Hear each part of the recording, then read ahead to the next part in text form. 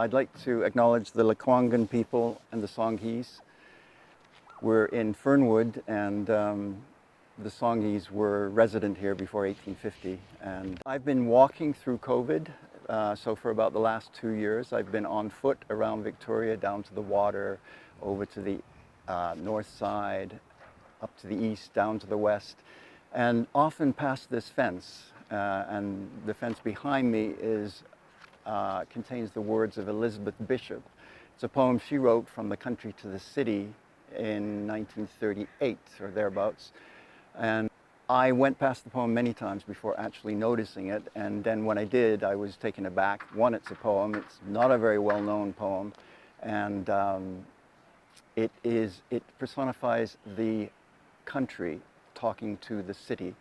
And we're in the midst of a big building boom in Victoria, so I wanted to acknowledge that. I had difficulty finding a title for my poem, which is a glossa using 4 lines of Elizabeth Bishop's poem. Her poem, From the Country to the City, I came up with From Stillness to Chaos. But before I came up with that, I had to write another poem and go on the process of finding a title. And this is something about where I've been and what I've been up to in the last couple of years. And this poem is called Whatchamacallit, and it's in 2 parts. 1, from stillness to chaos, from the dead dead to the world dead to the world. Is he dead? Is he sleeping? He's dead to the world, dead, dead as a doornail, clenched deep in the yew. Called home for want of breath, kicked the bucket, bit the dust, belly up, bought the farm, croaked, done for, didn't make it, fell off the perch, fell off the toilet, hopped the twig to join. The invisible choir passed away late last night.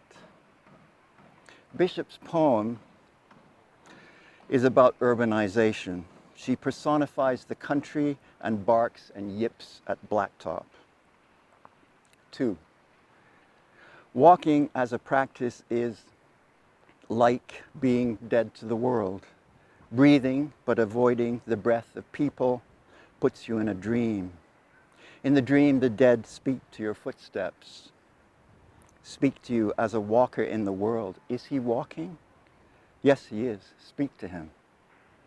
He is only walking, walking again, left, right, through the oaks, beside the ocean, down Moss Rocks to Ross Bay Cemetery, down Gonzales Hill, Barclay Terrace to Harling Point, the Chinese cemetery.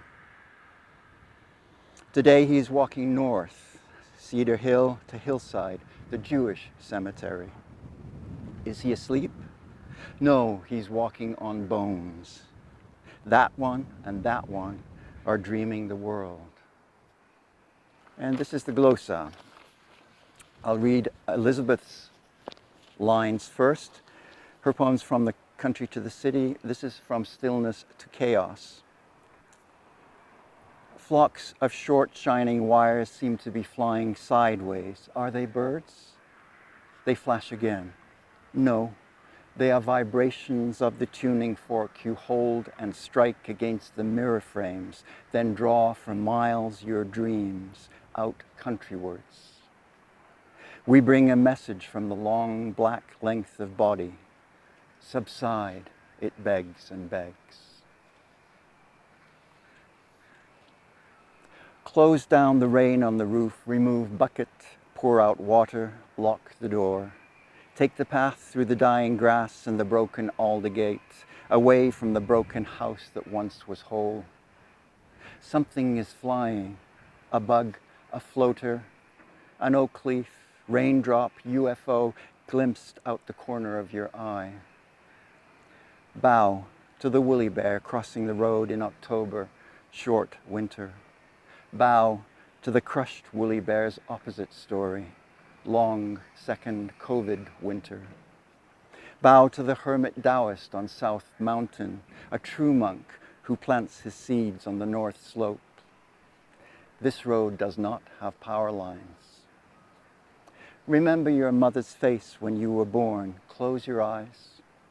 Flocks of short, shining wires seem to be flying sideways.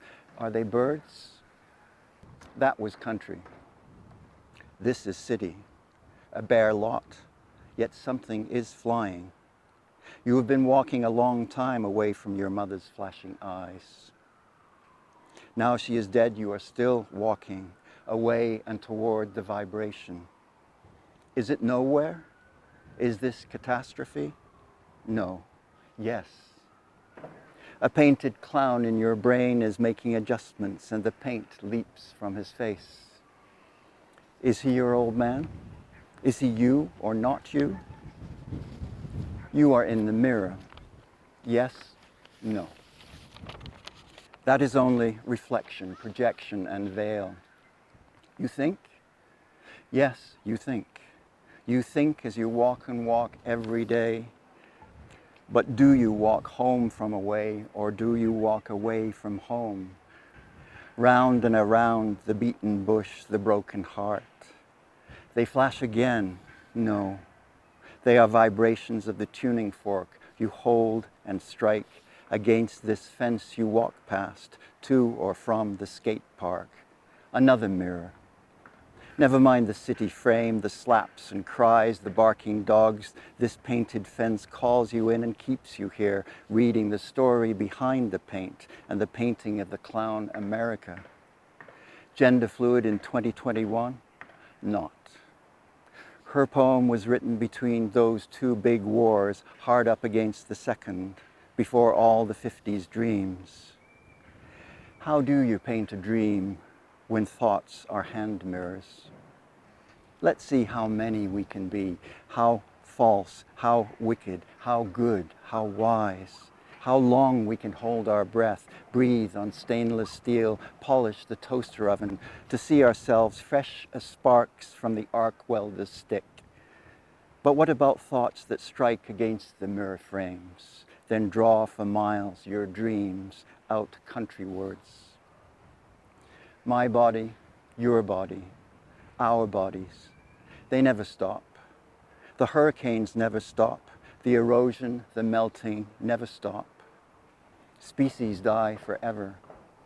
The gravel here was ground in a grinder, will soon be sand underfoot. Whose feet? Whose thoughts? Whose dreams? You know, it was once quiet in the valley. Once the alder gate was straight, new made. Harlequin was a man, a woman. The adults here were ground in a grinder, but don't be afraid. They will not harm you kids. The homeless grow dim, then they flash again. Lighthouses. A wedding photograph. Best man, granddad, grandma, children with flowers. This is fantastic triumph. What do you bring, you knowers of the known, flower gatherers? What will save us from ourselves? We bring a message from the long black length of body. Subside, it begs and begs.